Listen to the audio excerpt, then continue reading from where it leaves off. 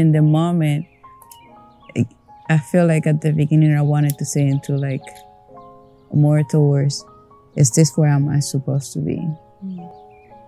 Is this, because I remember reading this book, The Seven Laws of Spiritual Success, and one part of the book said of like, everything is as it's supposed to be. You have to accept. But I feel like when we go through those, like, oh yeah, it's supposed to be like that, so I don't have to, you know, I don't want to force it. When in the moment, if you're not in the moment actually being aware of everything around you and what the Spirit is showing you right now, what if the Spirit is telling you, yes, if you come, you will move. With the way that you got it, it's like, yeah, we have this idea that by 20, I gotta be doing this. By 25, I gotta be doing this. I have to be married. I have to have kids. I have to have that. And it just, we just look forward to those different dates. And so, who put those constructs in place? Who says by 20, we have to be this, by 30? Who decides that for you or for me? My path is not your path. Your path is not my path. Who is forcing us into these constructs where we have a herd of people, a generation doing the same thing at the same time? Who put those constructs together to almost imprison us mentally? It's a mental institution, unbeknown to those that are in that institution.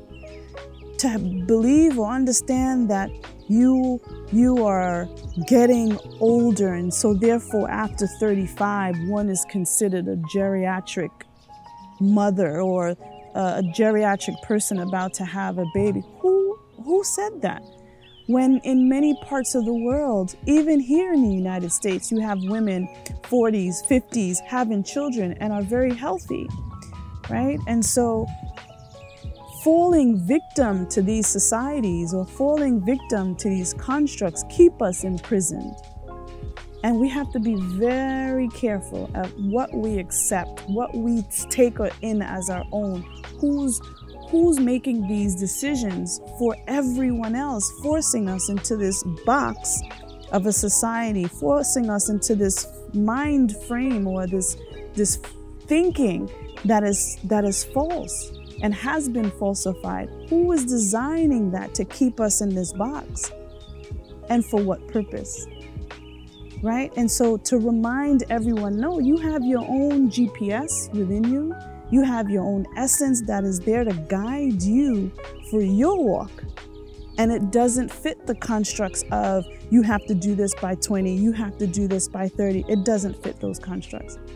But with our media, with our friends, with families, with these institutions that are around us, they put us in these boxes and we fail to live.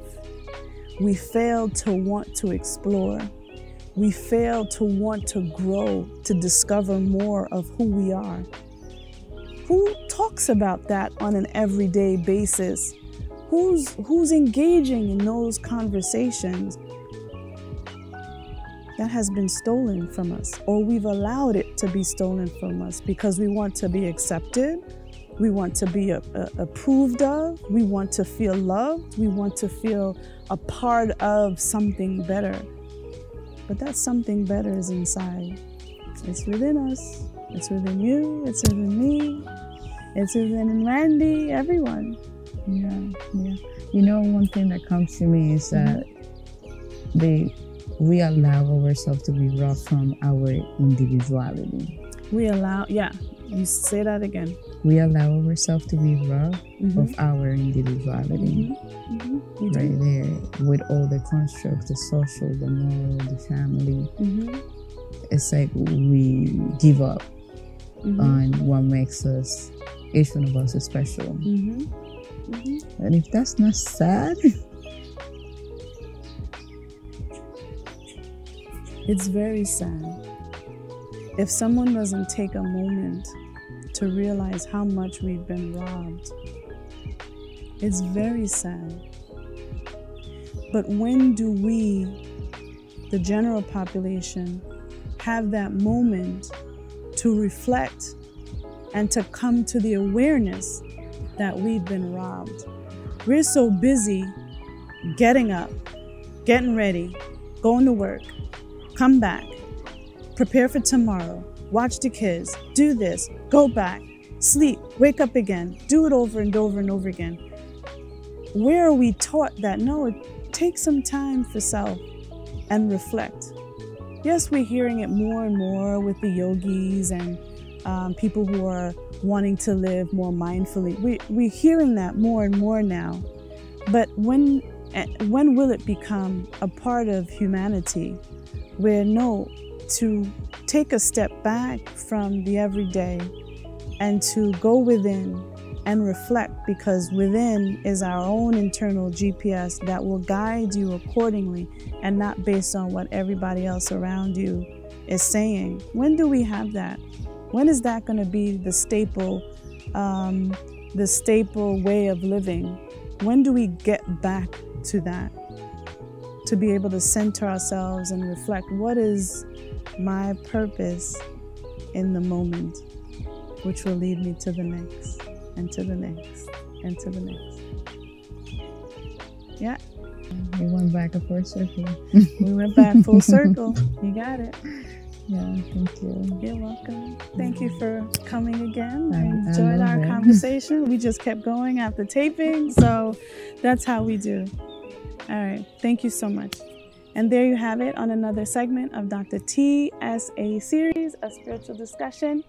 Remember your love. Namaste. Bye.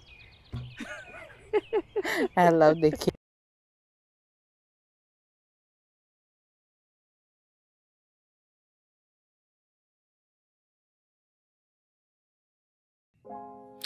And there you have it on another segment of Dr. TSA Series, a spiritual discussion. Thank you once again all for watching. Remember to click that thumbs up and subscribe. Also, remember you're loved. Namaste.